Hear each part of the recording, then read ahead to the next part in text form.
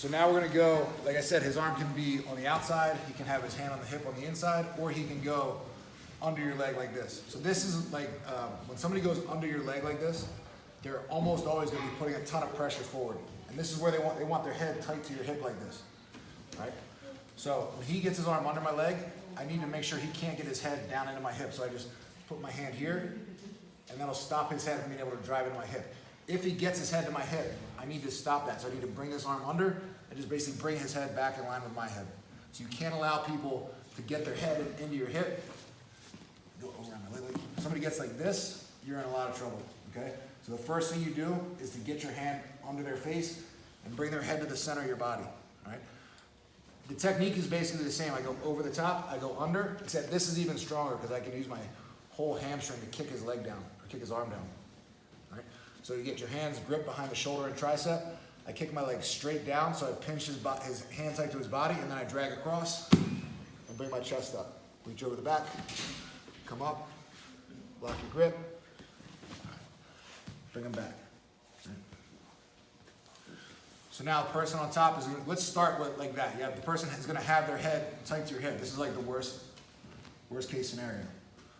Bring your wrist in front of their head and drag their head back into the center, right?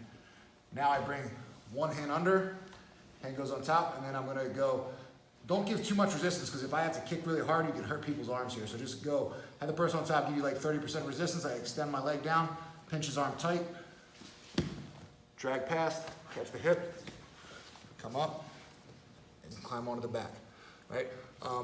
Everybody come over this side. So you can see when I roll to my side like this, and you end up with the person's arm trapped, right? If you ever can get this position, this is like one of the best spots for me and the worst for him, okay? So I'm gonna grab my own shin, pull it tight around his waist, and lock up a figure four. Now his arm is stuck and his weight's laying on it, so he can't defend his neck at all anymore, right? This is good too, even just to have my feet crossed, but if you ever can, grab your shin, pull it in, and lock a figure four, right? And then from here, first reach for the shoulder, walk your hand in tight to the neck, hand goes on top, don't worry about that, right? And then slide the hand behind the neck. Remember, when you're going to do the rear naked, don't try to stuff your hand behind his neck. Open your hands up and reach for your own shoulder, like that. So the only thing that changes is now they have their arm under your leg. Bring the head to the center, come under,